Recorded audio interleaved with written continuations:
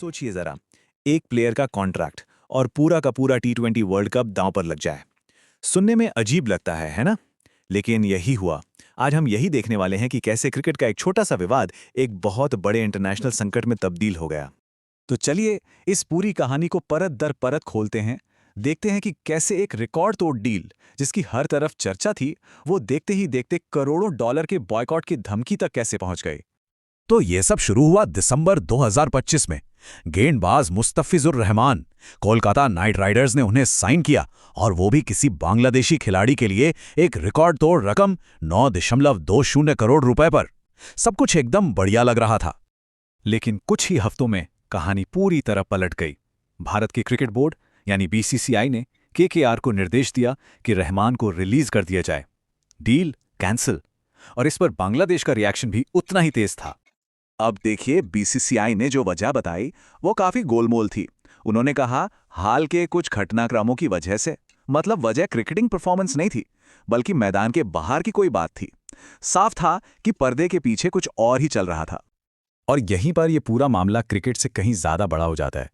खबरों की माने तो इस फैसले के पीछे असली वजह थी बांग्लादेश में अल्पसंख्यकों के खिलाफ हो रही हिंसा की रिपोर्ट, और उसके बाद बना राजनीतिक दबाव। मतलब खेल और राजनीति के बीच की जो लाइन है वो पूरी तरह से धुंधली हो गई। अब बांग्लादेश का जो रिएक्शन आया वो बहुत तेज और बहुत सख्त था। उन्होंने इस कदम को भेदभावपूर्ण और अपमानजनक बताया।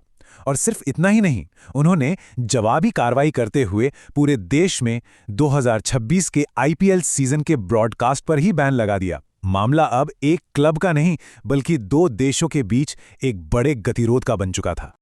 लेकिन बात यहीं खत्म नहीं हुई। बांग्लादेश सिर्फ आईपीएल का बॉयकॉट करके नहीं रुका। उन्होंने इस लड़ाई को एक कदम और आगे बढ़ाया, और मामला सीधा टी20 वर्ल्ड कप के दरवाजे पे पहुंच गया, आईसीसी के पास। तो यहां आके मामला एकदम फंस गया। बांग्लादेश क्रिकेट बोर्ड ने कहा कि उनकी टीम भारत में सुरक्षित महसूस नहीं करेगी, इसलिए उनके सारे वर्ल्ड कप मैच भारत से श्रीलंका शिफ्ट किए जाएं। लेकिन आईसीसी ने उनकी ये मांग ठुकरा दी। आईसीसी का कहना था कि उनके अपने सिक्योरिटी असेसमेंट के हिसाब से भारत में रिस्क कम से लेकर मीडियम तक का ही है।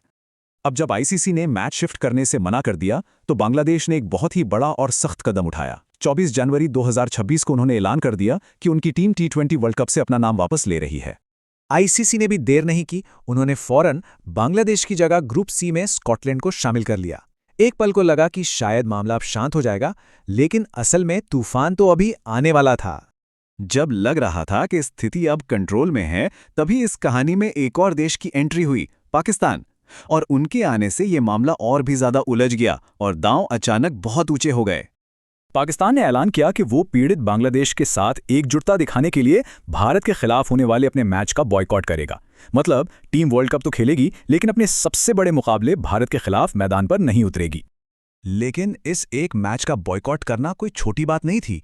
इसके पीछे जो पैसा लगा था वो चौंकाने वाला है। इस एक मैच की कीमत लगभग 25 करोड़ डॉलर यानी $250 मिलियन आंकी गई थी। एक बहुत बड़ा वित्तीय भूचाल। अब जरा इस रकम को समझिए। ये एक मैच की वैल्यू पाकिस्तान क्रिकेट बोर्ड को आईसीसी से मिलने वाले सालाना रेवेन्यू से 7 गुना से भी ज्यादा थी। मतलब ये एक बहुत बहुत बड़ा फाइनेंशियल रिस्क था। तो अपने इस फैसले को सही ठहराने के लिए पाकिस्तान क्रिकेट बोर्ड यानी पीसीबी ने एक लीगल क्लॉज का सहारा लिया, जिसे फोर्स मेजोर कहते हैं। उन्होंने कहा कि यह सरकारी आदेश है, इसलिए वो मजबूर हैं। लेकिन आईसीसी ने उनकी ये दलील नहीं मानी। आईसीसी का जवाब बिल्कुल साफ और सख्त था। उन्होंने पीसीबी के फोर्स मेजोर के दावे को सिरे से खारिज कर दिया। उन्होंने कहा कि इस तरह से सिलेक्टिव होकर खेलना टूर्नामेंट की इंटेग्रिटी को खराब करता है। साथ ही उन्होंने भारी फाइनेंशियल पेनल्टी और बैन की चेतावनी भी दी, और यह भी बताया कि इससे ब्रॉडकास्टर्स और स्पॉन्सर्स को कितना बड़ा नुकसान होगा। और ये टेबल ये दिखाती है कि इस पूरे खेल के पीछे पैसे और पावर का क्या खेल है।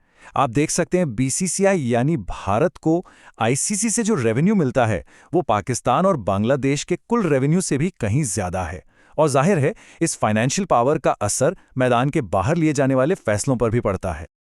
अब जब करोड़ों अरबों डॉलर दांव पर लगे थे, तो जाहिर है इस मैच को बचाने के लिए पर्दे के पीछे बातचीत तुरंत शुरू हो गई।